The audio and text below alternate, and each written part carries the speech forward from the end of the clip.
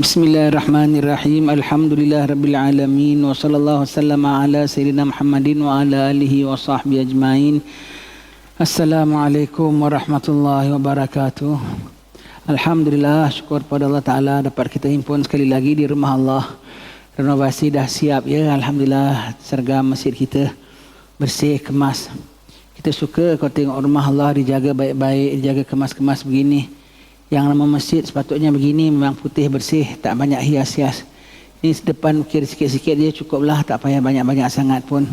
Ya, biar lapang masuk masjid, tengok keadaan, masuk sayugia suasana dalam masjid.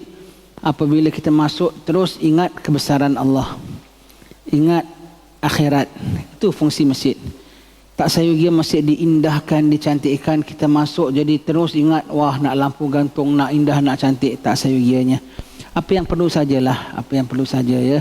Begitulah, syukur alhamdulillah. Semogalah Allah Ta'ala memberkati sekalian pengurusi, nazirnya, AJK masjid, petugas-petugasnya, imam bilalnya, sekian jemaahnya, penderma-pendermanya, sampai masjid kita ini siap sempurna. Semoga Allah ganjari dengan sebesar-besar ganjaran. Repair masjid, membesarkan masjid, masuk dalam bab membina masjid. Zaman Sayyidina Uthman nak besarkan Masjid Nabawi, maka sahabat-sahabat meeting, boleh ke tak boleh begini. Rasulullah bilang, Rasulullah bersabda, barang siapa bina masjid sebesar sangka burung sekalipun, Allah akan binakan dia sebuah rumah di syurga ya. Dan rumah di syurga tidak ada kecil-kecil. Jadi maksud bina masjid sangka burung tu maksud apa? Macam yang inilah, contribution. Satu sangka burung berapa? 2-3 ringgit lah. Sangka burung biasa-biasa lah. Sangka burung simple-simple aja, buluh-buluh biasa je gitu. Walaupun 2-3 ringgit kita masukkan, ganjarannya syurga daripada Allah Ta'ala ya. Alhamdulillah, syukur pada Allah Ta'ala. Ini adik kita dalam 10 hari pertama bulan Zulhijjah. Sepatutnya semua orang puasa dari 1 sampai 9 hari bulan. Yang belum mula puasa, besok juga mula puasa. Dia bukan hanya 8 dan 9 tau. 1 sampai 9. 1 sampai 9 mula puasa ya. Bulan 1 sampai 7 markahnya sama.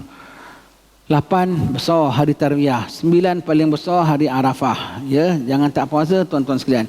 Siapa puasa Arafah diampunkan dosa 2 tahun, tahun berikutnya dan tahun sesudahnya. Dan inilah musim-musim yang Allah Ta'ala sangat, pada hari-hari dunia yang Allah Ta'ala sangat suka untuk hambanya ibadat kepadanya. Inilah 10 hari pertama bulan Zulhijjah. Perbanyakkan zikir, ibadat malam dan siang ya. Mudah-mudahan dirahmati Allah Ta'ala, diganjari. Buat ibadat korban, jangan tak buat ibadat korban walau kecil sekalipun, walau sebahagian daripada seekor lembu. Itu paling kecil sekali, 1/7 daripada lembu. Paling besar seekor unta 1 orang, kemudian 1 lembu 1 orang, kemudian biri-biri 1 orang, kemudian kambing biasa 1 orang, kemudian seekor unta bagi 7, kemudian seekor lembu bagi 7. Jadi kalau untuk orang-orang macam kita, 1 orang seekor lembu, seekor kambing cukuplah, bolehlah. Di samping ini suka juga saya memberi sedikit cadangan, bukan gesaan ya, cadangan bagi saudara-saudara yang hasil pendapatannya 3-4 kali lebih pada orang lain. Janganlah kau punya sekorban pun macam orang lain juga. Sebab kau punya cari nafkah 3-4 kali lebih mewah pada orang lain. Sudah tentu kehidupan kau 3-4 kali lebih sibuk berbanding dengan orang lain. Sudah tentu akhiratmu terkurang peruntukannya itu 3-4 kali lebih pada orang lain. Maka sekarang ada musim-musim gini, awak punya pendapatan, orang punya pendapatan 1 bulan mungkinlah 2,000 lah ya untuk sekeluarga. Kumpul-kumpul duit untuk sembelih seekor kambing. Awak punya pendapatan 1 bulan 20,000, awak nak seekor kambing juga, sahlah. Walau awak tak sembelih pun tak berdosa. Awak tak sembelih pun tak berdosa. Tetapi kalau dah awak punya gaji, awak punya hasil, niaga awak sampai 3-4 kali banding dengan orang lain. Rumah awak saja 3-4 kali lebih mahal, lebih cantik daripada orang lain. Kapet awak 3-4 kali lebih tebal pada orang lain. Kereta awak 3-4 kali lebih handal pada orang lain. Sembelih janganlah macam orang lain. Sembelih di sini, sembelih di Cambodia, sembelih di Hadramaut, sembelih di Indonesia, 3-4 kambing juga awak sembelih. Yang ada orang memang buat begitu, bagus, alhamdulillah. Kalau anda dah buat begitu, teruskan. Yang belum buat begitu, kita cadang kerana awak punya income jauh lebih pada orang lain. Sudah tentu hisab awak akan jauh lebih pada orang lain. maka persediaan awak juga kena lebih daripada orang lain. Hati-hati wahai orang yang lebih daripada orang lain. Kalau tak nak, bukan tak nak lebih daripada orang lain, biar macam orang lain. Jadi boleh sama dengan orang lain. Begitu ya. Baik, sambung baca kitab kita sudah habis. Alhamdulillah, Bustanul Arifin kita sudah habis. Yang sudah kita baca apa Bustanul Arifin ya? Kita apa? Ya? Dah habis ya?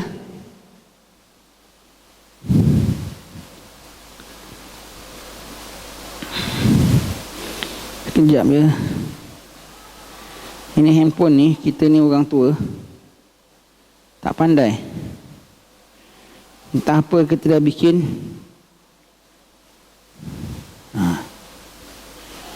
Kita kadang-kadang tak terpicit apa, tahu dia tak sama-sama dia menggeletor, buat kita terperanjat. Baik, kasih padam segala bunyi-bunyi dia. Vibration namanya. Vibration. Dia kita ni tak faham, kita orang tua kadang-kadang telah apa kita terpegang tersendu tahu dia jadi setting dia sudah lain. Sudah terperanjat kita sendiri. Baik, dah betulkan ya. Kita mula. Ini kitab adalah Habib Ahmad bin Zain Al-Habashi ya. Habib Ahmad bin Zain Al-Habashi, murid kepada Imam Haddad. Murid kepada Habib Mullah Al-Haddad. Dia belajar dengan Imam Haddad 40 tahun menadah kitab. Dan tu orang bilang nak jadi orang alim paling kecil 30-40 tahun. Di mana? Di rumah Imam Haddad, di tangga saja. Rumah Imam Haddad tu nak naik kena bongkok tangganya. Dan dia punya silingnya tu pegang atas boleh pegang siling. Itulah replika rumah Rasulullah. Kalau orang bilang ini replika rumah Rasulullah, aku nak tengok silingnya macam mana. Tinggi aja itu bukan. Begitulah rumah Imam Haddad, kecil begitu. Dan naik tangganya, naik, kita tengok kalau naik gini kecil, tekan bongkok sikit untuk naik atas sini. Yang kat tempat yang kat tengahnya tu lah 4 persegi begitu. Beginilah saiznya. Itulah guru dengan murid bertinggi 40 tahun baca kitab. Sampailah Imam Ahmad bin Zain Al-Habashi ini ilmu fiqahnya setara dengan Imam Asy-Syafi'i. Allah. Tulis kitab paling kecil, Risalah Jami'ah. Yang kita bilang talabul ilmi faridatun ala kulli muslim, menuntut ilmu itu fardu atas setiap muslim. Kita kena complete whole syllabus, tauhid, fiqah, tasawuf. Everybody kena complete ya. Tak boleh tidak ya. Semua kena complete syllabus. Berapa banyak tu? Itulah yang terkandung dalam kitab Risalah Jami'ah. Itu syllabus paling kecil. Full complete. Kitabnya 1/4 ini saiznya, suku ini, tebalnya sebegini saja. Complete syllabus. Khatam, kalau baca dengan guru sekali sepintas lalu sajalah. Explain sikit lebih kurang. Tak sampai 3-4 bulan khatam lah kalau baca hari-hari. 2-3 bulan dah khatam dah. Cukup tauhidnya, fiqahnya, tasawufnya, kadar fardu ain yang mesti dipelajari oleh setiap muslim ya. Dan ini beliau tulis tentang syarah ainiyah, wasiat pada wali-wali dan salihin. Subhanallah, Imam Ghazali mengatakan kita perlu ada idola dalam kehidupan kita. We must have an idol, idola untuk kita contohi, ikut. Bab kita dakwah orang seseorang itu, kita ikuti perilaku dia, itu lebih berkesan daripada kita dengar cakap dia. Betul tak? Kalau satu orang cakap begini-begini tapi orangnya kasar, kita tak begitu minat. Tapi kadang satu orang cara mengajarnya simple, tapi kita tengok adab dan tertibnya, automatik kita depan dia pun kita jadi adab dan tertibnya. Kita tengok zahir seseorang itu, tengok zahir seseorang ajar bab tasawuf, bab halus-halus, tapi dia punya gaya lebih kurang orang-orang biasa jugalah. Orang pun akan pandang dia biasa jugalah. Ajar bab biasa-biasa, bab air, bab apa, tapi nampak akhlak dan tawaduknya, orang akan terpikat dengan akhlak orang yang mengikut contoh perilakunya tu lebih baik. Sebab tu kita perlu ada idola. Tapi Imam Ghazali bilang zaman sekarang mana lah nak ada idola lagi. Zaman Imam Ghazali tahu 900 tahun dulu, mana lah nak dapat idola lagi yang kita boleh jadikan contoh macam Imam Syafi'i belaka semua tu. Ada tak ada daripada mereka yang dah meninggal dunia. Ada tak ada daripada mereka yang meninggal dunia, baca riwayat mereka, baca cerita mereka. Khususnya baca kisah orang-orang wanita di kalangan mereka, pada waliyah. Macam apa Rabi'atul Adawiyah punya cerita, Syekhah Sultanah punya cerita, perempuan-perempuan. Biar kita orang lelaki tertunduk. Sebab kita tahu perempuan kaum yang lemah. Kita tahu perempuan separuh akalnya berbanding dengan laki-laki. Kita tahu perempuan separuh imannya berbanding laki-laki. Tetapi dia punya pencapaian lebih daripada double laki-laki. Tak kita malu wahai laki-laki? Begitu ya. Jadi semua disebutkan cerita-cerita dan kisah-kisah mereka itu menjadi tauladan bagi kita. Tambahan pula, sepanjang zaman, daripada zaman Rasulullah sampai zaman akhir nanti, semua orang dituntut untuk pegang agama. Semua orang dituntut untuk bertakwa. Semua orang dituntut untuk berakhlak. Tapi kita rasa berat setakat teori. Nah, ini ada praktikalnya. Orang-orang ini berakhlak begini, orang-orang ini bersikap begini, orang-orang ini begini reaksinya pada situasi tertentu. Menjadi contoh bagi kita. Kita pun menyelusuri kehidupan juga. Satu hari kita akan bertemu dengan mereka ini juga. Satu hari kita akan kembali ke hadirat Allah Ta'ala juga. Jadi kalau kita tanggungan, zaman kita lain, zaman kita, apabila habis zaman kita di dalam dunia ini, apa kita nak jawab? Boleh kita bilang sama malaikat, kenapa engkau begini sikap? Kenapa engkau begini tingkah laku? Zaman aku lain malaikat. Zaman kau tak zaman kau. Tetap kena junjung. Maka kita tengok bagaimana orang dulu. Tambahan pula ya, kitab Idah, Habib Muhammad bin Abdullah Al-Durus ada menyebutkan ya, bagi orang-orang salihin, mereka suka ambil contoh daripada orang-orang silam. Suka ambil contoh Islam. Istilahnya lah, orang-orang present, orang sekarang ni punya hal ehwal tak laku lah pada mereka. Sebab kehidupannya tu macam-macam sibuk kan. Okeylah, korang punya hal lah. Selalu mereka ambil contoh daripada orang-orang yang zaman silam. Mereka ambil contoh daripada orang zaman silam. Kenapa? Tambahan lagi, Nabi mengatakan akhir zaman, orang alimnya, orang awamnya jahil, orang alimnya fasik. Orang awamnya, umumnya, wuduk pun tak clear tau. Bab wuduk pun kau tanya satu persatu pun tak clear. Bab air mutlak, air mustakmal pun rata-ratanya tak clear. Jahilah namanya ya. Termasuk kita semualah. Dan orang alimnya lebih kurang dengan orang-orang awamnya. Hiburan, dengar. Televisyen, nonton. Kan aurat perempuan apa semua tu. Tak ada bezanya. Jadi begitu. Jadi kalau gitu macam mana? Pelajari daripada mereka yang hidup pada zaman, belum zaman itu. Zaman tangan-tangan masih bersih. Hati-hati masih putih. Akal fikiran masih jernih. Ya. Apabila mengenang akhirat, hati hiba dan sedih. Maka pada zaman-zaman daripada orang-orang zaman itulah kita ambil. Bukan kita, tak payah kita katakan sekarang zaman orang dah rosak, orang dah tak guna, tak payah cakaplah. Tak payah komen, tak payah apa, kita berdosa. Cuma ambil pada zaman-zaman yang terlebih masih sejahtera lagi. Ya. Baik kita baca ya. Dia ada book 1, book 2. Book 1 dia biografi saja, ya, biografi saja. Book 2 nasihat-nasihat mereka, kata-kata mutiara daripada mereka. Kadang-kadang sebaris, kadang-kadang seperenggan, kadang-kadang bermuka-muka surat. Kita tengok dalam ini pun pertama kali sama-sama kita buka sama-sama ya.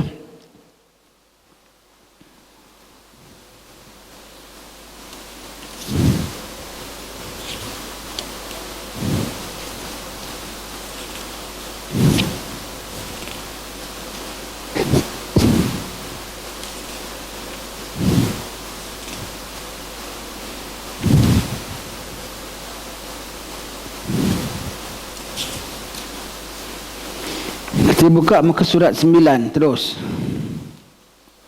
Mukaddimah. Wasiat para wali dan salihin. Pesanan ya. Pesanan. Nanti kita tengok, cara pandangan mereka begitu rupanya. Kalau kita pesan anak kita begini-begini, mereka pesan anak mereka lain. Contoh kita kalau anak kita nak pergi sekolah, makan kenyang-kenyang nak. Biar kenyang, biar mantap perutnya. Mereka, makan yang kenyang sangat. Begitu pula. Kan lain. Kita bilang begitu. Buka jamu selera, pahala, kasih orang buka makan-makan. Macam-macam terhidang semua. Buka yang simple. Satu lauk saja. Begitu ya. Sembahyang tarawih. Namanya sembahyang tarawih. Sembahyang rehat-rehat. Tarawih tu rehat-rehat. Kita betul-betul punya rehat. Sembahyangnya ringkas, 8 rakaat. Lepas tu rehat. Itu sembahyang untuk rehat. Ini ialah kau dengan sembahyang kau berehat.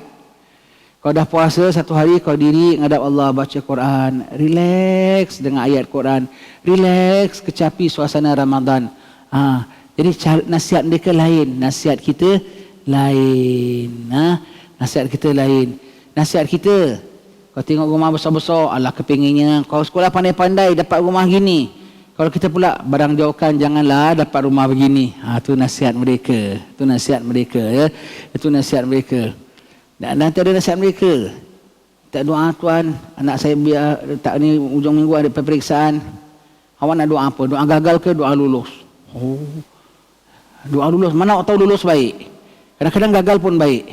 Sekarang nak doa apa? Lain pula cara mereka. Dia punya konsep, dia punya the way, not say the way they think, ya, not their thinking, but it's their path that set their thinking. Bukan kalau thinking boleh jadi, thinking dia betul. Ini is not their thinking. Their thinking that develop through their path towards Allah Ta'ala. Perjalanan nak menuju Allah Ta'ala, mereka tahu ini bahaya, ini tak bahaya, ini boleh, ini tak boleh. Begitu, ya. Baik. Bismillahirrahmanirrahim. Dengan nama Allah Maha Pengasih, Maha Penyayang. Segala puji bagi Allah yang telah menentukan di alam semesta ini inti utama haqqul yakin, mengajarkan ilmu laduni kepada para hambanya yang benar-benar mengabdi kepadanya dengan ubudiyah yang sejati dan ikhlas. Subhanallah. Tinggi kalam dia mula-mula buka dah ketengok ini bukan cakap orang-orang biasa. Bukan cakap orang-orang biasa, ya. Cakap tinggi, iaitu apa? Segala puji bagi Allah yang menentukan di alam semesta ini. Di alam semesta ini Allah yang punya. Di mana penjuru kita tak tahu, tetapi ada itu inti utama haqqul yakin. Inti utama haqqul yakin. Yakin ada 3. Ilmul yakin, ainul yakin, haqqul yakin. Ilmul yakin, dengan kita pelajari kita yakin ada barzakh, ada sakaratul maut. Itu ilmul yakin. Ainul yakin, kita dah nampak sendiri yang ada orang, dan haqqul yakin, kita sudah mengalami sendiri. Ilmul yakin dengan pelajaran, ainul yakin dengan pemerhatian, haqqul yakin dengan pengalaman. Ini yang kita nak hasilkan, sebab itu namanya yakin. Dia masih baru belajar, dia sudah macam mengalami. Mengalami inti haqqul yakin. Sampai Sayyidina Ali bilang, kalau hijab dibuka dari aku, tak tambah yakin aku walau sikit pun. Bermakna, dia masih belum experience alam barzah, dia belum experience alam mahsyar, tapi dia yakin dah full macam orang gitu. Manakah tidak, kalau bang aja mukanya pucat nak ngadap Allah Ta'ala, macam dalam orang dalam alam mahsyar nak ngadap Allah Ta'ala. Dia dah sampai inti haqqul yakin. Intipati haqqul yakin, betul-betul yakin dengan kebesaran Allah, yakin tentang janji Allah, yakin tentang program-program yang Allah Ta'ala dah aturkan. Sakaratul maut, soal kubur, barzakh, semua dia dah yakin, ya. Baik.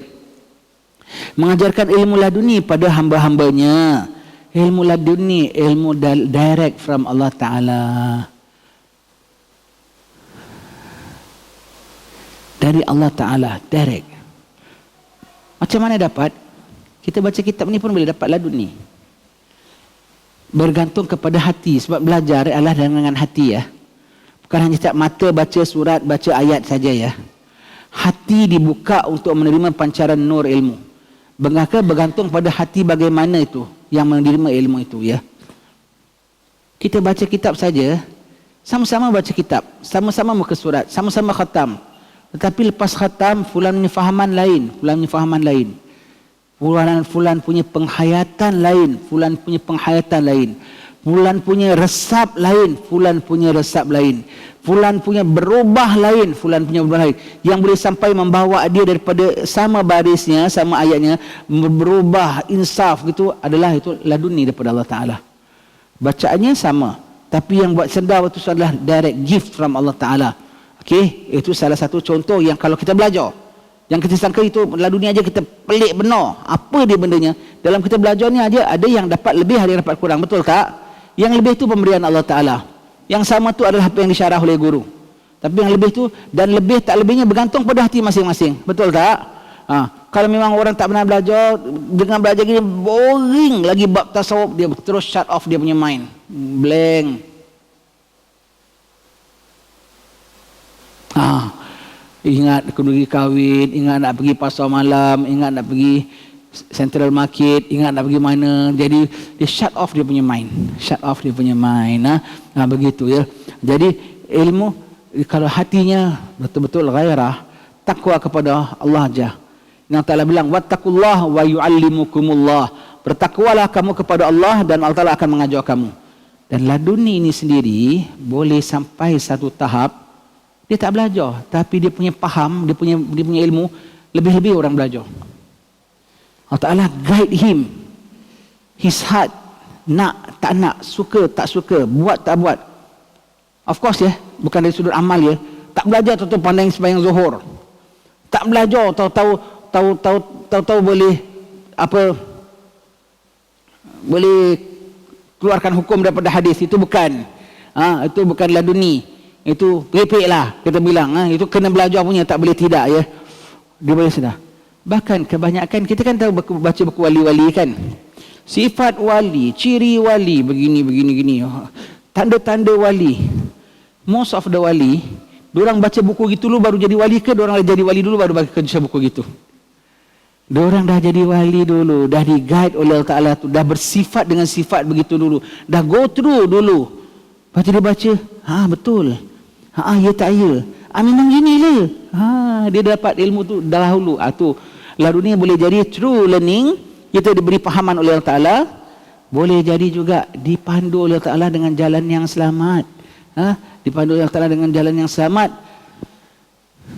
Sampai apa? Kemudian baru dapat ilmunya. Terpandu. Sebagaimana itulah directly Nabi kita jangan cakap lah. Addabani Rabbi fa ahsana ta'dibi. Allah Ta'ala mentakdibkan aku dengan sebaik-baik peradaban. Nabi masih kecil, masih remaja, belum jadi Nabi. Duduk di Mekah sekitarannya jahiliah belaka, berhala belaka, macam-macam kerana laki-laki perempuan apa semua. Nabi terpengaruh?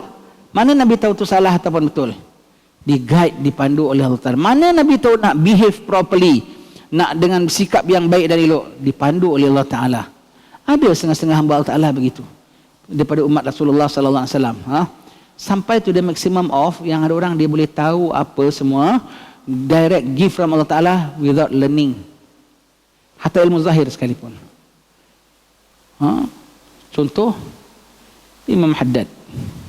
Selalu dengar. Bab ilmunya lain, bab kasyafnya lain, semua laduni. Confirm laduni. Buta. Orang bilang ni Imam Haddad ni buta tau, tapi dia boleh faham. Tata dia boleh tulis buku banyak. Tata murid dia tulis buku pakai nama dia, penghormatan pada guru lah. Orang dah nak test, datang ke Imam Haddad nak tengok lah macam mana lah. Pasti ada kan nampak. Datang Imam Haddad jemput, kat tuang kopi. Dia ni terpesona tengok Imam Haddad. Imam Haddad minum kopi. Dia tengah nak minum, Imam Haddad tahan. Nanti dulu Fulan, ada lalat masuk kat cawan kau tu. Mana dia dapat? Itu paling tidak kita kalau nampak lalat, paling tidak mana aku tahu, mana aku ada ilmu bahawasanya lalat dalam cawan kau dengan nampak.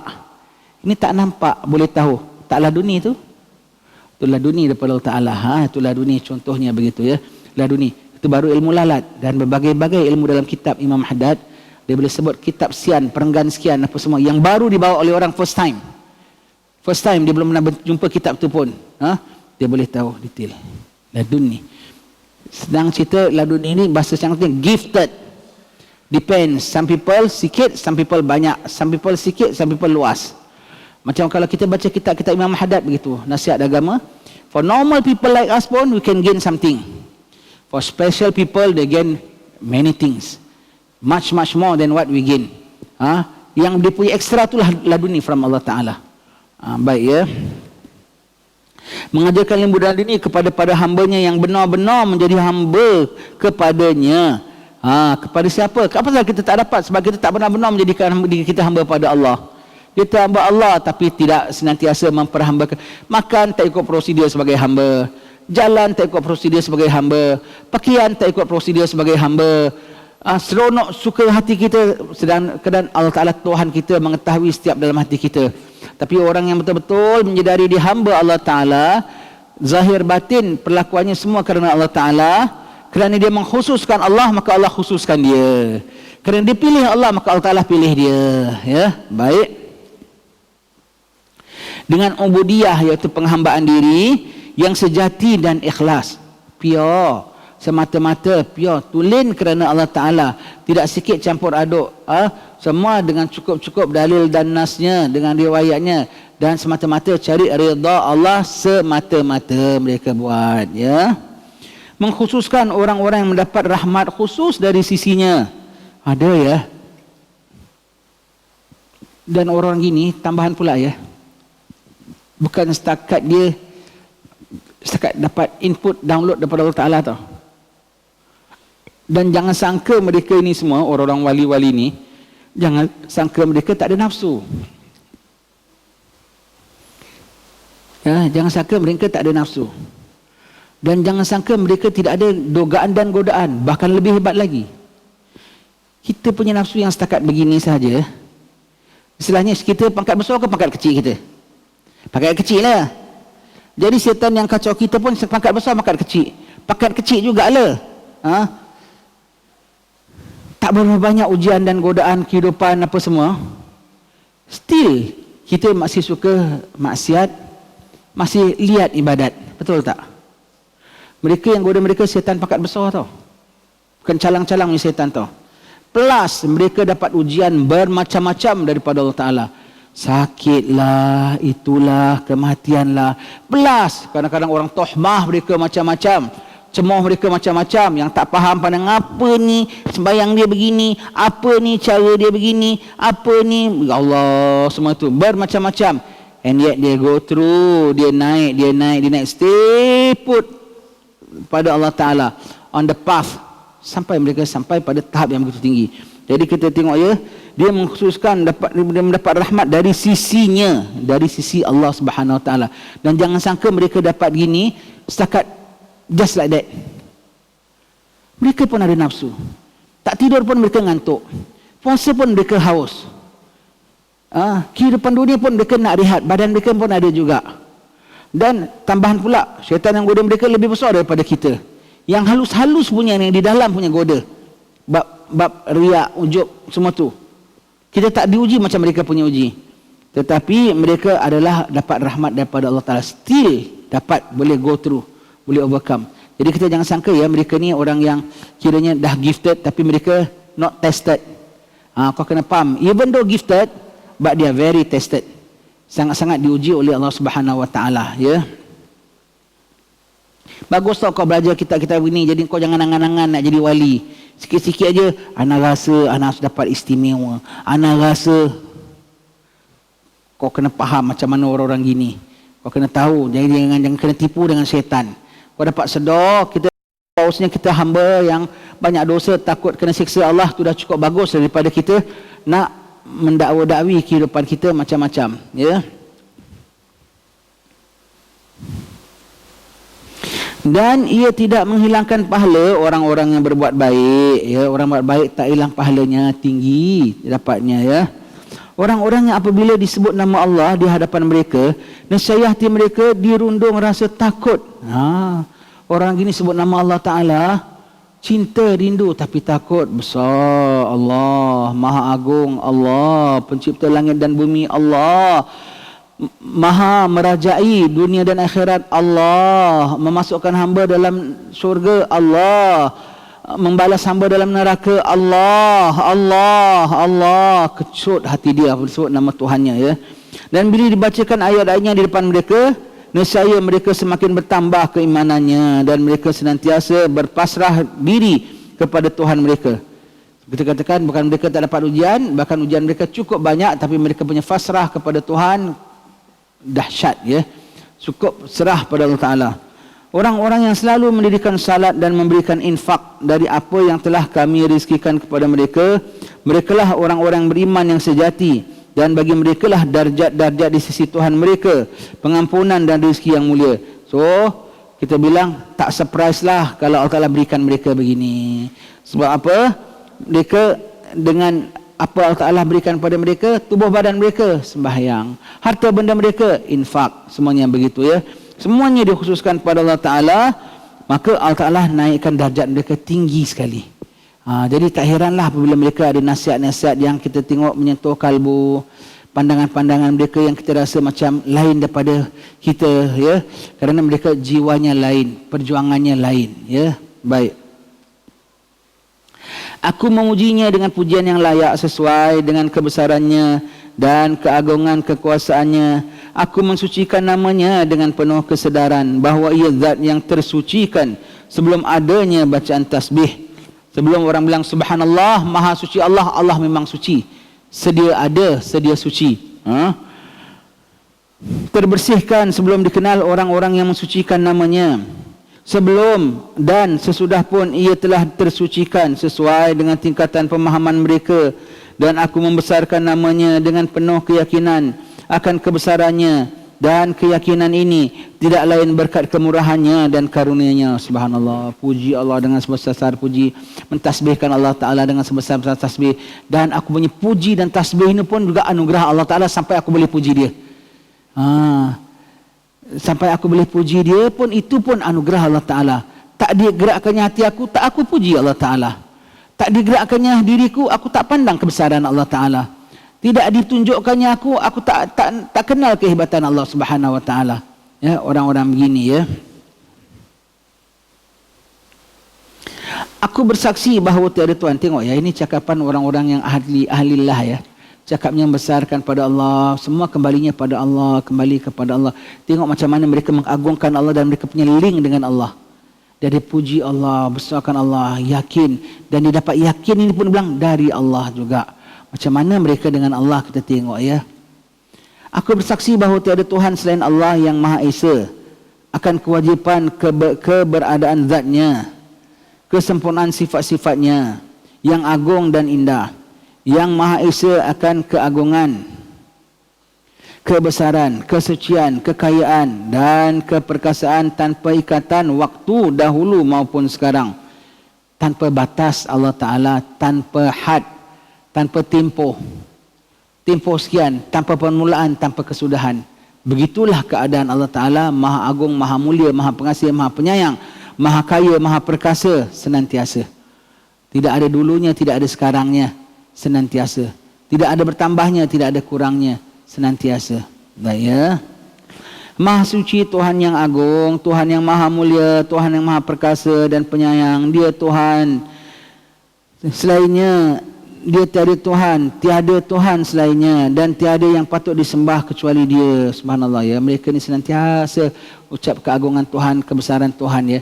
Setiap apa cakap nanti seperenggan dua perenggan sebut nama Tuhan, sebut nama Tuhan ya, membesarkan Tuhan ya. Macam kita lah, kita cakap sikit, depan kita ada orang besar sikit begitu, sebagaimana YB kita sikit-sikit, bukan main begitu YB ya, sikit-sikit kita address dia, because kita hargai dia. Mereka senantiasa berdampingan dengan Tuhan. Di samping berkata dengan ini contoh ya, yang contoh yang bahawasanya wali-wali ini di hadapan dengan kita, tapi dia cakap dengan Tuhan. Beginilah, dia nak tulis kitab untuk kita baca, betul tak? Tapi dia bicara dengan Tuhan serudung, dan dibawa kita sekali baca untuk dapat membaca apa yang dia sedang bicara dengan Tuhannya. Tapi sebetulnya apa yang dibicara dibuat pada Tuhan makan Allah Maha Mulia, sebetulnya apa yang ditulis sedikit dengan apa yang di dalam hati dia jauh lebih banyak. Jauh lebih banyak. Yang dituliskan ini hanya beberapa baris saja. Yang di dalam hatinya membesarkan Tuhan, mengagungkan Tuhan jauh lebih banyak, jauh lebih hebat, jauh lebih mensucikan, jauh lebih bercahaya, jauh lebih bernilai lagi. Itu yang nama sir-sir dalam hati.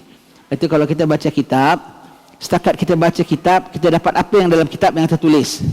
Tetapi kalau kita mengenal penulis kitab, kita dapat apa yang tak tertulis. Yang dalam hati dia, sir dia itu pun kita dapat. Sebab kita dapat ambil daripada dia, bukan daripada hasilnya. Begitu ya. Jadi kalau engkau setakat makan kuih koci, kau setakat makan tepung pulut dengan inti kelapa yang dikukus dengan daun pisang, betul ya. Tapi kalau kau makan kuih koci, kau kenal Mak Esa yang buat kuih koci, kau bukan hanya dapat kuih kocinya, kau tahu Mak Esa ni is a dietitian and nutrition. Kau tahu kuih koci dia tu makan ada zat. Makan kuih koci je 10 butir tak kena kecing manis. Kan lain kalau kau tahu setakat makan kuih koci dan kau kenal Mak Esa yang buat kuih koci, kan lain.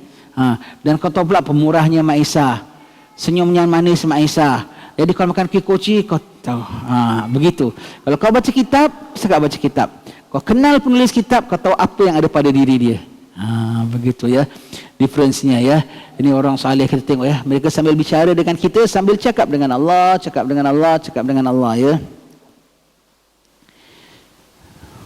Cara mereka punya cara cakap pun lain ya. Cara mereka punya seruan pun lain ya. Tidak macam kita just direct. Cakap tu link dengan Allah, link dengan Allah, link dengan Rasulullah, berkait dengan Allah. Nanti barulah slowly Allah yang melepaskan dia untuk kita. Baru dia address kita, baru dia bicara dengan kita. Begitu ya.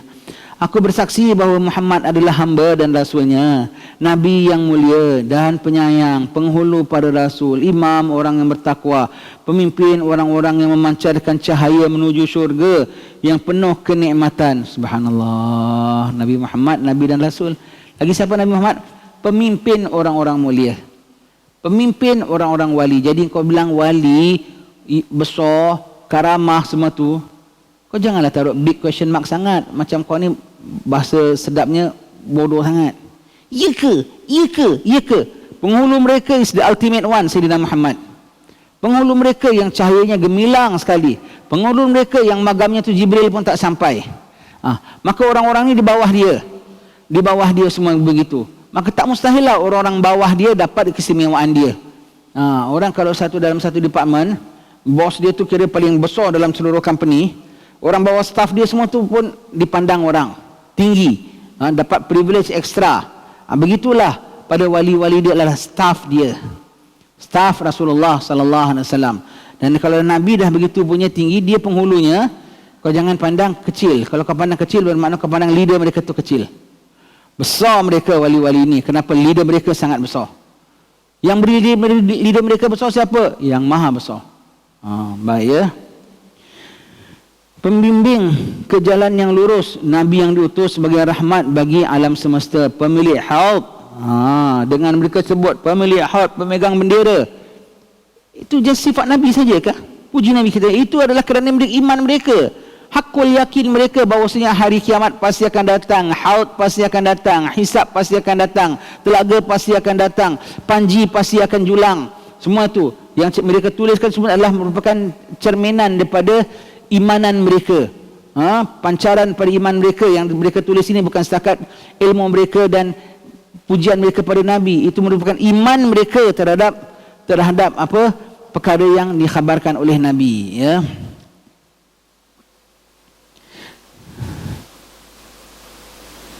Yang diutus sebagai rahmat alam semesta, pemilik haud, pemegang bendera dan syafaat di hari yang agung. Subhanallah. Waliwaul hamd biadihi. Kita baca dalam maulid kan, panji-panji kepujian tangannya. Semua orang di bawah panji-panji grupnya. Kita akan di bawah panji-panji guru-guru kita. Mudah-mudahan kita semua, kaum ibu dari depan sampai belakang semua, kita semua di bawah panji-panji Habib Omar. Mudah-mudahan ya, mudah-mudahan kita di bawah panji-panji Habib Omar. Semua ni bukan kira belajar dengan saya tau. Semua datang belajar dengan saya tak anggap semua belajar dengan saya. Semua saya anggap belajar dengan Habib Omar. Sebab kita murid dia, kita khadam dia. Pada aku anggap korang murid aku tak ada apa-apa.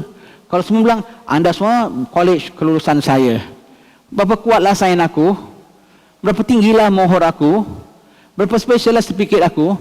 Tapi kalau aku bilang semua ni walaupun kecil sertifikatnya, kan banyak department kan, universiti kan banyak department, tapi cop daripada cop besar tinggi.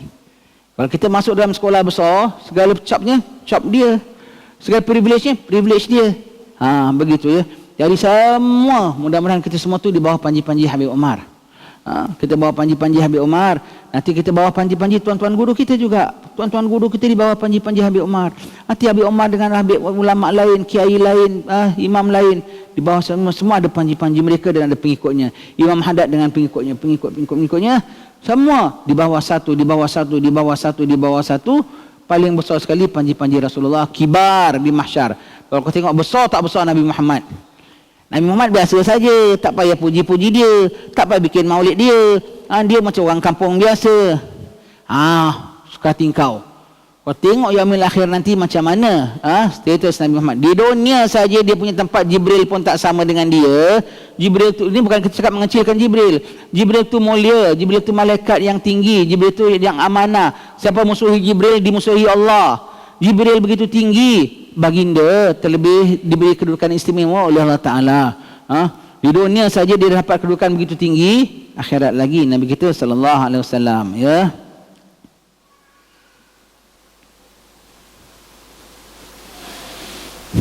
Semoga Allah berselawat dan salam kepada baginda dengan selawat yang menjadi keredaan baginya, memenuhi hak-haknya yang layak dengan kedudukan baginda untuk selama-lamanya. Sebab kita tak mampu. Kita tak mampu sebab itu, ya. Setengah orang-orang yang tengok, ya, setakat ni kita belum masuk ilmunya tau. Baru dengar dia punya penjelasan aja dah tersentuh hati kita. Tengok lunak hati orang ini. Cinta kepada Allah, tawaduk dia kepada Allah, membesarkan dia kepada Allah Ta'ala, menyayangi Rasulullah, menghargai Rasulullah. Itu saja dah merupakan satu ilmu bagi diri kita. Ilmu pelentur hati.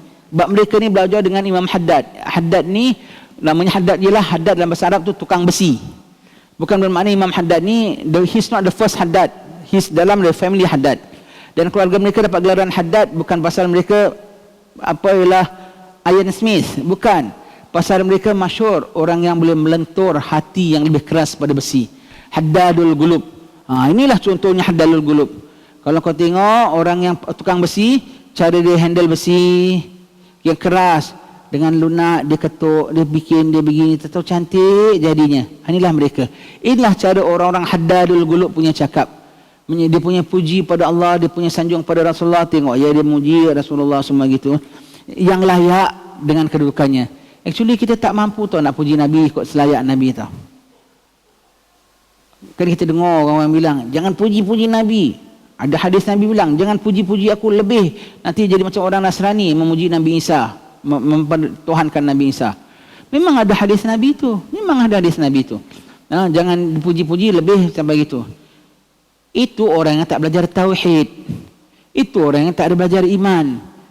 Menyamakan Nabi dengan Tuhan. Na'udzubillah. Kita orang yang dah la ilaha illallah Muhammad Rasulullah, di bawah Muhammad Rasulullah kau pujilah Nabi macam-macam. Sebab Muhammad tetap Rasulullah.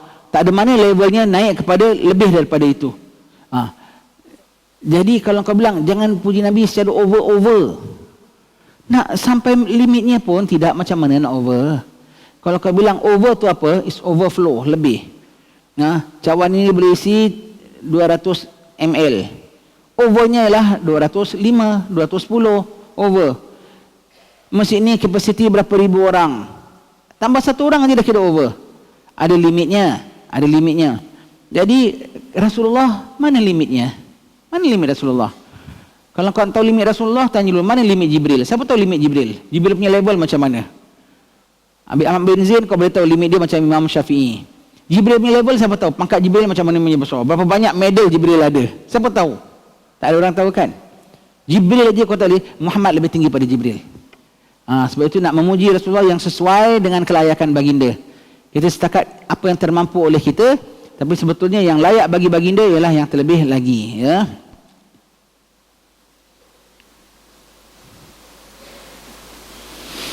Beserta keluarga baginda yang suci, para sahabat dan yang abrar. Hati-hati tau. Hati-hati wahai saudara sekalian. Hati-hati kalau kau tak sayang keluarga Nabi. Maknanya kau ni kotor.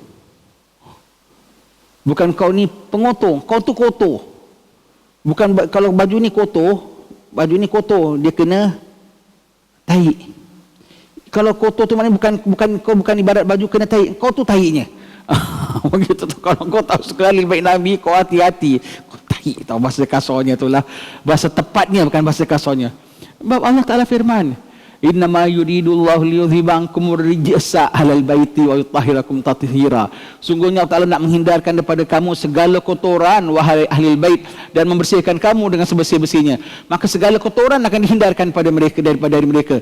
Kotoran akidah, kotoran apa, kotoran amal, kotoran sombong, apa semua. Habis tapi setengah habis begini-begini. Sementara dia akan berubah insya-Allah. Dan itu pun ada hikmah ilahiyah. Itu pun ada hikmah ilahiyah. Kerana ada habib-habib yang PL dia begini-begini juga kan. Semua tetap cucu Nabi Dan semua tu ada hikmah ilahiyah, bukan urusan kita. Pokoknya ini ayat sabit dengan Quran. Allah Ta'ala nak mensucikan mereka. Sudah. Dan nak menghindarkan mereka dari segala kotoran dan mensucikan mereka. Bermakna yang terhindar daripada mereka semua kotor. Jadi kalau kau menghindar daripada mereka, maknanya kau kotor. Habis cerita.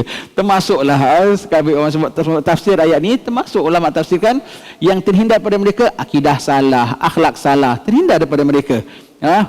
Perangai salah, semua tu kotor. Termasuk orang salah, orang jahat. Jadi whoever, whatever, whoever yang terhindar daripada mereka tu terjumlah kotor. Jadi hati-hati kalau ahli baik Nabi ni kau sikit, saya tak mau dekat dengan mereka sama gitu. Patutlah sebab awak tu pengotor, awak tu kotoran. Awak tu kotor, awak tu kotorannya. Baju kotor dengan kotoran lain. Baju kotor kena kotoran. Ini kotorannya. Awak bukan kotor, awak bukan kotor, bukan pengotor. Awak itulah kotorannya. Dia tak payah sebut awak tu pengotor ke, awak tu kotor ke, awak itulah kotorannya. Jadi kalau tak apa dengan ahli baik Nabi, kau lain macam sikit, kau jaga-jaga. Kau ingat ayat tu betul-betul. Dianya tak apa-apa, kau yang jadi tai. Begitu ya. Hati-hati. Sebab itu orang sebut ahli keluarga Nabi dengan mulia semuanya ya. Baik. Dan para sahabat yang abrar, yang baik-baik belaka, para tabi'in yang baik berikut kita semua, semoga dikumpulkan bersama dengan mereka dan berada di jalan mereka. Begitu juga orang tua, guru-guru, para wali dan seluruh kaum muslimin. Masya Allah, menyeluruh ya akhlaknya ya. Yang dimaksud ini bukan zaman dia saja, zaman sebelum dia, zaman selepas dia yang dia tak jumpa. Semuanya begitu ya. Baik. Ya Allah, subhanallah ya. Kata guru kami Habib Abdullah Jufri, dia suka baca kitab-kitab seumpama ini. Sebab kita bilang, berapa perenggan kita masuk dalam doa dia. Berapa perenggan kita masuk dalam doa dia. Dan doa mereka kabul. Doa mereka kabul. Ini kita masuk dalam doa dia. Ya Allah, limpahkan selawat kepada baginda sebagaimana engkau menyuruh kami berselawat kepada baginda. Sebagaimana kelayakan kedudukan baginda dan sesungguhnya sebagaimana yang engkau senangi dan engkau redai untuk baginda. Berilah baginda wasilah dan kedudukan yang terpuji yang telah engkau janjikan kepadanya. Berikanlah baginda balasan terbaik yang pernah engkau berikan kepada seorang Nabi atas jasanya kepada umatnya. Berilah balasan kepada baginda atas jasa baginda kepada kami sebagaimana layaknya. Dan limpahkanlah selawat dan selawat atas saudara-saudara baginda dari kalangan para anbiya dan mursalin beserta keluarga, para sahabat dan seluruh orang-orang yang salih untuk selamanya. Amin ya rabbal alamin. Alhamdulillah ya. Panjang lebar dah cakap tentang Allah, penghambaan pada Allah, tentang Nabi semua. Baru amma ba'du. Amma ba'du ada pun sebahas pada itu ya. Amma ba'du ni kalau kita baca kata-kata lama nanti ada amma ba'du, bermula, syahdan. Kalau itu semua tu bukan hanya bahasa tulisan ya. Kalau zaman dulu itu bahasa pertuturan. Apa yang mereka tutur itulah mereka tulis. Sampai sekarang kalau bagi setengah-setengah pondok masih cakap begitu tau.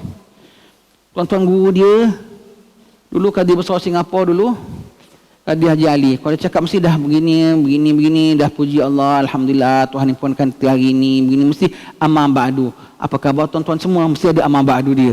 Macam khutbah Jumaat dia bercakap mesti ada amma ba'du. Sampai sekarang setengah tuan-tuan guru pondok kalau kita jumpa, macam kitab lah dah cakap begini-gini, amma ba'du. Adapun hari ini madrasah kami ada begini. Jadi bermula, adakah ada cakap dia ada bermula, ada syahadah gitu. Macam kitab cakap dia. Sampai sekarang setengah-setengah tuan-tuan guru dia punya bahasa, pada dia itulah bahasa suratan. Pada itulah bahasa yang terpaling baik bahasa untuk dipersembahkan perbicaraan. Itu amma ba'du. Adapun daripada itu tuan-tuan datang sini apa hajatnya? Bermula adalah madrasah ini ada bermula. Dan cerita-cerita syahdan, murid-murid kami ada syahdan pula. Begitu. Ujung sekali tamat. Ada juga tamatnya. Begitu ya. Allah sedap cakap dengan mereka. Kita sedap cakap dengan mereka, gaya bahasa mereka begitu. Jangan kau tak nak belajar bahasa Melayu. Ngada-ngada. Belajar Timur Tengah lah. Memang tempat ilmu, sana tempatnya. Tapi kau balik kau nak dakwah dengan siapa? Orang Melayu. Tengok Syekh Muhammad Idris bin Abdul Rauf Al-Marbawi. Tinggi ilmunya, lahir di Mekah, Kemudian begitu belajar dengan Tok Kenali. Kemudian belajar di Mesir, tempat orang Arab besar-besar semuanya itu. Tapi prihatin kepada orang Melayu juga. Tulis kamus Marbawi untuk orang Melayu, tulis Bahrul Mazi untuk orang Melayu, bahasa Melayu, semua itu. Berkata Baba Abdul Aziz di Hadramaut sana, di sana tempat kita timba, tapi di sinilah medan kita untuk kaum kita, untuk orang-orang kita. Jangan kita lupakan. Begitu ya. Tak bagus. Budak-budak belajar Syria, pas tinggi-tinggi, dia punya kelulusan tu boleh jadi mufti. Tinggi-tinggi. Balik, Ustaz, kami 3-4 orang datang. Ingatkan nak ada apa? Bacakan nasyid depan kita. Sedaplah nasyid-nasyid Syria, sedap. Nasyid Hadramaut kan pakit-pakit kan, lain gaya kan ya. Nasyid. Rupanya kami, kalau Ustaz studi, kami ingin nak menadah kitab. Nak menadah kitab. Dia balik dari sekolah pas tinggi, aku nak belajar dengan dia, dia nak belajar kita. Inilah arahan pada masyayikh dia. Dalam sini kau baca kitab tinggi tebal-tebal, kitab ulama-ulama, tetapi penerapan dengan bangsa engkau, orang engkau. Kau mesti belajar daripada orang bangsa engkau yang pakai kitab bahasa engkau, dari masyarakat engkau. Sebab apa? Hukum semua ada dalam kitab ni, tapi penerapan dan penerimaan lain. Jadi kena belajar, kena tahu. Sebab itu kita tengok kita sebut tentang bahasa-bahasa ni tadilah, kita cakap tentang tuan-tuan guru semua tu. Jadi kena tahu. Tak cukup kalau seorang ustaz belajar luar negeri tapi dia tak tahu, dia dah belajar negeri, dia menghadap masyayikh dia, guru-guru dia, ya, ulama-ulama besar. Kecuali Hadramaut dengan kita budaya memang sama, memang tak lari. Dia memang faham kita. Dia memang faham. Dah immediately boleh pakai. Tak payah nak adjust anything. Dah pakai, tak payah current step down ke step up ke, tak payah, dah memang begitulah. Tapi kalau kau belajar kat lain negeri, tapi kau dah belajar dengan masyayikh, kau dah buka kitab-kitab besar-besar Imam Hanafi, tapi kau belum duduk dengan Tok Pengulu, kau belum faham tata tertib Tok Siak, kau belum tahu macam mana Pak Haji, kau belum macam mana tahu pekerti, kau perlu tahu. Kalau kau tak tahu, kau hanya baca bergantung pada kitabmu, nanti kau tengok engkau, aku. Di belakang kau ada masyayikh aku. Kesilapan kau, aku tak kisah. Tapi kalau kita belajar kaum dan bangsa kita, budaya kita, bahasa kita, kelunakannya, kau rasa aku sebahagian daripada mereka. Apa yang aku ada menjadi tanggungjawab untuk aku kongsikan dengan mereka. Kelemahan mereka ada tanggungjawabku. Kesilapan mereka adalah kecuaianku. Lain. Kalau kau tahu bangsa engkau, kau tahu setakat bangsa yang kau belajar di negeri Arab sana, tapi kau tak tahu bangsa engkau, kau akan gap, dan kau nak tukar bangsa engkau jadi macam bangsa mereka. Tak boleh. Bangsa engkau tetap bangsa engkau. Kau belajar ilmu, tapi kau kena tahu bangsa engkau, bahasa engkau, orang engkau, budaya engkau, pekerti.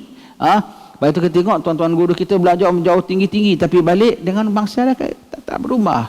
Tok Kenali. Tetap namanya Tok Kenali juga. Begitu juga ya.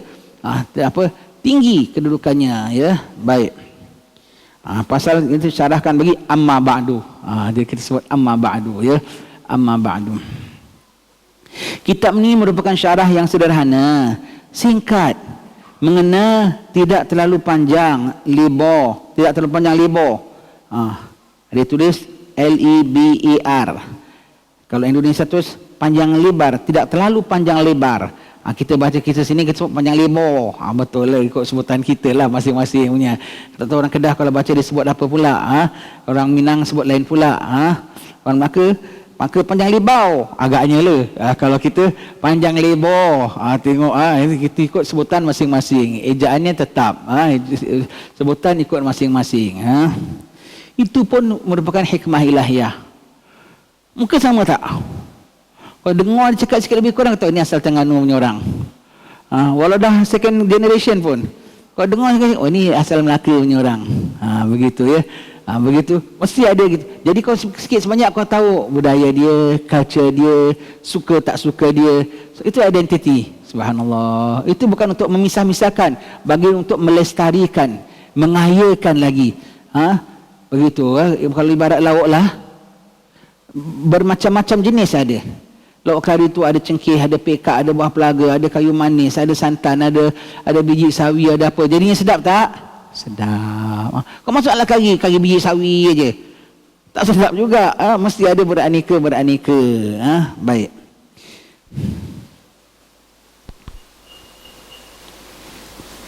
Yang menerangkan makna-makna yang terselubung dalam bait-bait qasidah junjungan kami, keberkahan kami, guru dan imam kami, simpanan kami yang paling berharga, Maulana yang kekasih kami. Subhanallah, tengok dia nak sebut guru dia, dianya dah level gini, dia nak sebut guru dia, siapa dia sebut, tengok cara sebut guru, bagaimana disebut oleh guru kami Imam Haddad. Kurang ajar. Bagaimana tercandung dalam bait-bait qasidah junjungan kami. Siapa lagi? Keberkahan kami yang kami peroleh berkat daripadanya. Siapa lagi? Guru dan imam kami. Siapa lagi? Simpanan kami yang berharga. Knowledge that I receive from him. Penjalinan dengan dia itu adalah sangat berharga sekali, very meaningful. Maulana dan kekasih kami. Allah punya tinggi sebut dia. Lagi kau tinggikan, siapa saja kau tinggikan, kau dapat besar. Ini kan para guru kau. Lagi kau tinggikan dia, lebih banyaklah from him will flow to you. Kau kecil, guru kau besar, kau pasang salur yang besar untuk reach your guru, banyaklah akan mengalir padamu. Kau kecil, guru kau besar, kau pasang salur yang kecil aja, kecil lah dapat daripada engkau. Kau kecil, guru kau besar, kau pasang salur yang besar, banyaklah mengalir daripada engkau. Itulah dipasang ni. Ini salur ya. Jadi puji-puji guru itu adalah salur ya, memperbesarkan salur untuk menerima ya. Kau tengok macam mana hormat. Kenapa? Dia diterima ilmu daripada Allah direct ke? Menerusi guru, maka nak sampai kepada Allah menerusi guru. Baik. Dan kekasih kami Sayyidi Syarif, Al-Alim, Al-Allama, yang zuhud dan wara', ahli ibadah dan takwa. Dan ini bukan sekat puji-puji ya. Dia nampak depan guru dia. Dia nampak guru dia mencontohi, mengajarkan kami takwa, dan yang mencontohkan kami bagaimana takwa itulah daripada peribadi dia. Yang mengajar kami ibadah dan memperlihatkan kami cara ibadah dan nampak dia punya giat ibadah, itulah dia. Secara zahir dan batin. Theory and practical. Yang dermawan dan mulia Syekh Al-Imam, Maha Guru para ulama, wali sejati yang mengenal Allah. Ini jauh hari. Kalau disebut manikam begini, manikamlah tu. Engkau bukan jauh hari, kemudian kau bilang ini bukan manikam, 10 kali kau cakap, tak laku. But you got no authority. Kau mencakap tak valid. Ini jauh hari. Imam Ahmad bin Zain dah jauh hari sebut ini manikam begini, guru dia sebagai manikamlah dia. Hanya Jauhari yang mengenal manikam. Apa maksud Jauhari mengenal manikam? Jauhari itu jauhar permata. Jauhari itu ahli permata. Manikam ialah batu permata yang cantik dan indah. Hanya Jauhari mengenal manikam. Apa tu? Melayu kenal keling. Jauhari Melayu menikam keling. Itu manikam lain. Hanya Jauhari mengenal manikam. Orang yang ahli mengenal keistimewaan sesuatu. Apa Jauhari? Itu duduk berbilang bangsa. Encik Jauhari mengenal Mama manikam. Bukan begitu, kau tak faham. Hanya Jauhari mengenal manikam. Halus bahasa Melayu ni. Kita sebut gitu aja faham sekali maknanya ya. Syekh Al-Imam, Maha Guru para ulama, wali sejati yang mengenal Allah, arif billah, berserta hukum dan kebijaksanaannya, Al-Qutubul Kabir, Al-Ghawthah Syahir, Masya Allah, hamba Allah yang murni. Subhanallah, tinggi ya, tinggi. Dia yang duduk sama guru dia 40 tahun. Kalau dia nak tulis 40 gelaran pun tak cukup sebetulnya. Begitu ya, sebab dia nampak macam mana orang ini punya tinggi di sisi Allah. Macam mana orang ini punya meninggikan Allah. Macam mana orang ini punya merasa rendah dirinya. Semua tu sifat-sifat mulia, sifat-sifat mulia ya. Baik. Al-Habib Abdullah bin Alwi bin Muhammad bin Ahmad bin Abdullah bin Muhammad Al-Haddad bin Alwi bin Ahmad bin Abu Bakar bin Ahmad bin Muhammad bin Abdullah ibn Al-Faqih Al-Allama Sayyid Al-Jalil Ahmad bin Syekh Al-Imam Sayyid Al-Wajis Abdul Rahman ibn Sayyid Al-Imam Dargham Alwi Amal Faqih Al-Muqaddam Muhammad bin Ali Ba'alawi. Inilah qasidah beliau yang diakhiri dengan huruf Ain yang berkasrah. Kita kalau baca Imam Haddad punya, dia punya qasidah nak tengok dia punya reference A, B, C dia, bukan pangkal, ujung yang daripada ain, kemudian ain baris atas, kemudian ain baris bawah. Jadi ain baris bawah semua terimpun semuanya. Jadi ana masyghulun bilaila. Nanti nak cari itu, nanti cari apa dia depan ujungnya adalah ya. Laila. Sama begitu. Nanti akan jumpa gasidah ni dalam situ. Jangan cari ana masyghulun daripada alif, bukan. La, bukan laf pun bukan. Last word dia, last letter dia. Last apa itu dia, Ya nafsu hadzal ladzi tatinahu ajabu. Kau cari gasidah ni, kau cari pada ba. Gad kafani ilmu rabbi min suali wa ikhtiyari fa du'ai wa ibtihali syahidun li biftigari. Cari ra. Begitu ya. Daripada gasidah-gasidah yang ujung daripada ain ya. Jadi huruf terakhir itulah menjadi akhir bait sebuah gasidah. Sehingga gasidah itu diberi nama sesuai dengan huruf itu. Contohnya gasidah lamiyah atau mimiyah atau ainiyah. Apa? Gasidah lam, gasidah ain, gasidah mim. Tengok ujungnya. Macam kita lah syair kita.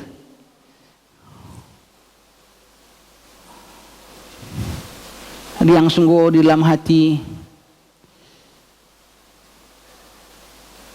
Macam-macam lah, baru nak pantun rupanya. Ujungnya syair T ujungnya. Begitu ya. Begitulah. Begitu contohnya lah ya. Baik. Yang berarti setiap bait diakhiri dengan salah satu dari huruf lam atau mim atau ain. Atau yang diambil dari huruf terakhir berharakat, yang sebelumnya huruf bersukun. Subhanallah ya. Dan imam-imam ni tulis gasidah ya, bukan macam kita nak bikin karya. Karya apa ya, nak buat album ini, nak penuhkan album ini, buat lagu ni. So mereka tidak ya. Begitu hati mereka merasa insaf, malu, takut, cemas,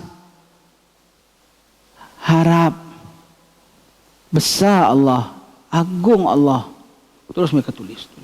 Rayuan, rintihan, pujian, rayuan lagi, penyesalan lagi, keinsafan lagi, tulis. Terus bentuklah gasidah mereka itu. Malam lain pula, ingat lagi, tulis lagi, begitu. Malam ini teringat percontohan daripada alam semesta, tulis dari percontohan daripada alam semesta. Malam ini percontohan daripada sekian, maka tulis contohan daripada sekian. Memang begitu ya, Imam Haddad. Itu ni rintihan kalbu. Dewan Haddad, kitab karamah, curahan hati hamba yang lemah, penjalin kasih Nabi dan ummah, gasidah di alun, rahmat mencurah. Itu daripada syair saya, Imam Haddad punya syair. Saya syair tulis mengenai Imam Haddad ya. Tulis begitu. Dewan Haddad, kitab karamah, curahan hati hamba yang lemah. Hamba yang lemah, Imam Haddad rasa lemah, curah hati. Namun gasidah dia itu juga penjalin antara kita Nabi dengan ummah.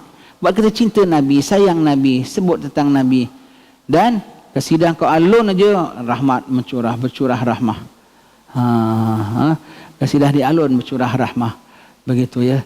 Jadi itu apa, gasidah Imam Haddad. Begitu ya. Gasidah ini termasuk nazam yang sangat mengagumkan, yang mengandung makna-makna keindahan yang tinggi dan agung, juga termasuk bentuk wazannya tinggi dan teratur. Subhanallah ya. Bukan sekadar artinya mendalam, menyentuh, membuka minda, membuat renung kalbu, insafkan roh, tundukkan jiwa, patuhkan rohani, cergaskan semangat. Samping itulah susunan bahasanya cukup tip-top, halus, indah. Semua orang-orang salih ni jiwa mereka jiwa seni tau. Jiwa seni, diorang kalau boleh mengubah perkataan yang indah-indah, yang cantik-cantik, semua begitu. Bukan indah dan cantik, penuh maknanya. Jadi kalau kau dengar saja, kau dah terpegun. Subhanallah. Dan itu pun bukan mereka buat-buat, laduni daripada Allah Ta'ala. Mereka ni bukan orang yang buat-buat, mereka bukan penggubah Tapi mereka adalah orang yang dianugerah. Maka apa yang mereka tulis semua itu adalah anugerah. Dan mereka buta. Subhanallah. Mereka buta. Maka ungkapan mereka semua tu dalam dia punya mind. Imam Haddad ni, kau tengok buku dia, nanti daripada bab ini akan aku sentuh gini. Kita kalau tulis buku, kita ada lakaran. Kita dah tulis bab ini, bab ini, bab ini. Dia lakaran mana dalam mind dia semua. Dia buta, dia tak ada tulis satu pun. Maka semua dalam mind dia. Maknanya aku akan tulis bab ini. Nanti akan sampai bab ini, fasal ini akan bincangkan. Semua dia punya lakaran dalam mind dia semua. Allah, mind itu very, bukan computerized, mind dia tu komputer. Baik ya. Sesuai dengan alur makna-makna yang jelas, dengan lafaz-lafaz yang mudah difahami. Subhanallah. Biasa orang tulis dengan lafaz yang susah nak difahami. Imam Haddad tak mau. Dia nak kitab dia punya perkataan semua mudah. Mudah. Dia punya perkataan adalah apa tahu? Gubahannya indah. Maksud hati daripada tersembunyi jadi terdedah. Membuat manusia kecanduan seperti kalah-kalah makan dadah. Namun bahasa yang diketengahkan bukan sulit, bahkan mudah. Itulah gasidah Imam Haddad. Orang yang jiwanya rendah. Istimewa sekali mereka gitu ya. Bukan biasa kita gasidah yang simple lah. Bahasanya mudah tapi tinggi. Subhanallah ya. Dan maknanya yang tinggi jarang ada. Tengok ni murid sanjung guru ya. Cara murid sanjung guru ya. Jarang ada yang menandinginya. Agung pengungkapannya. Indah sekali untaiannya. Dengan bentuk rangkaian yang tinggi dan besar sekali manfaatnya. Gasidah ini terhindar daripada ita', iaitu pengulangan lafaz pada susunannya sebelum 7 bait. Ini susunan wazan mereka. Macam kita orang Melayu sajalah. Tak bagus bikin pantun, ujungnya sama, perkataannya sama.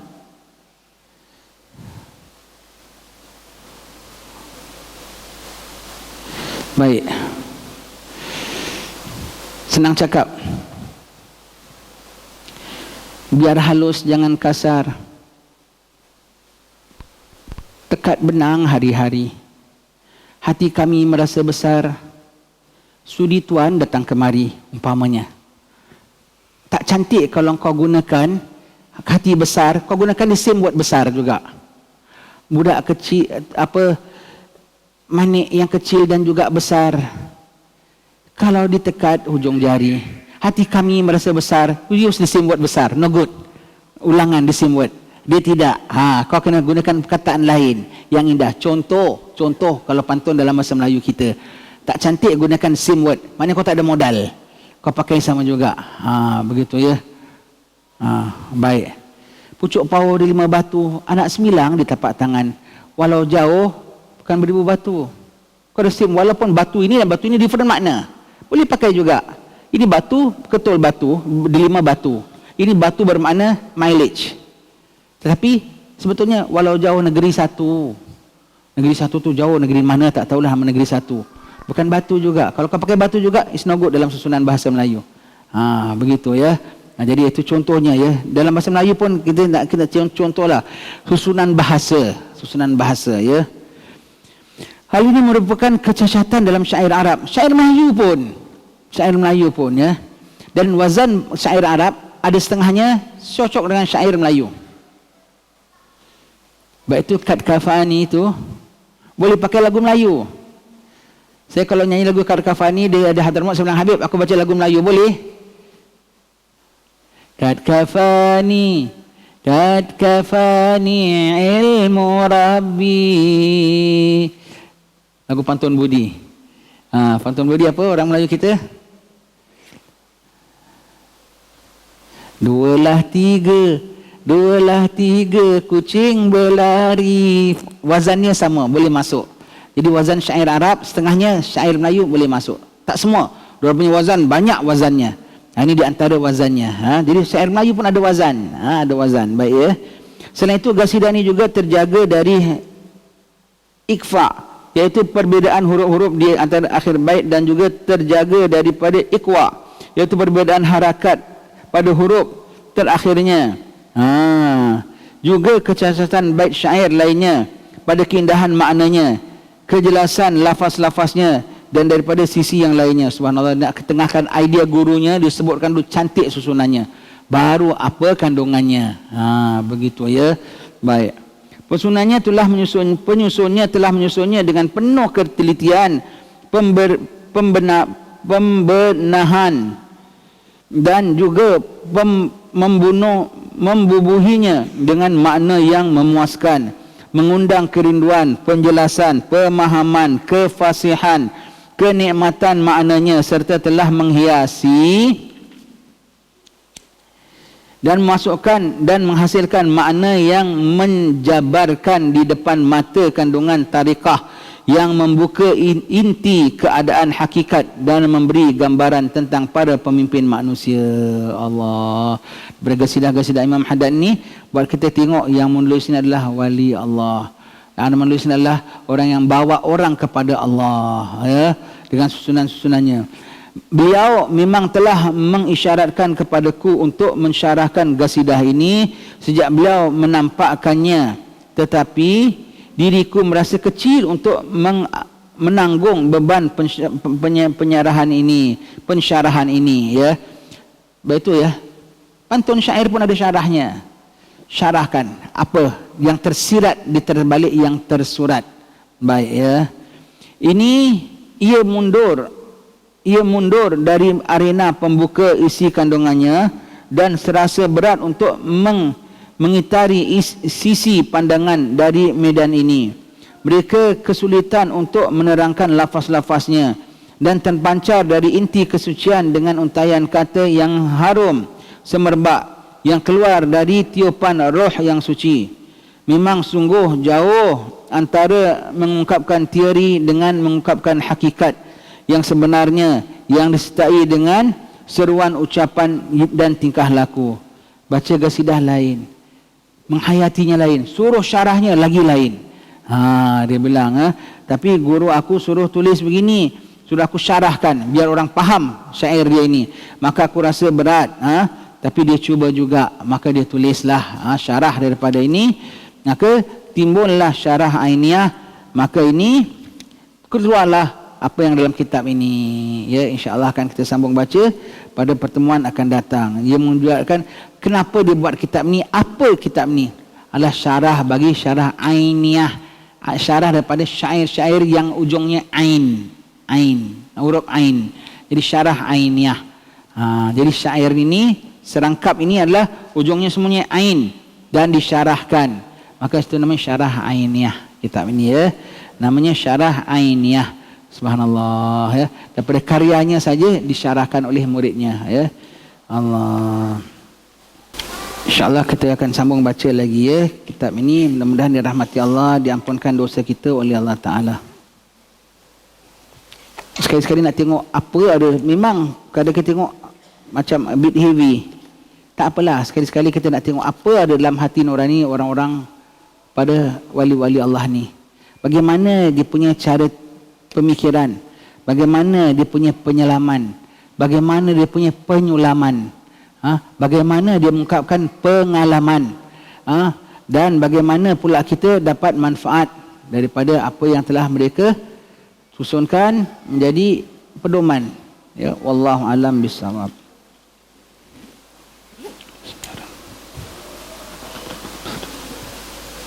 Alhamdulillahirrahmanirrahim. Semoga Allah Ta'ala berikan kita pemahaman, ya, terhadap apa yang dah disusunkan ini, ya, insyaAllah.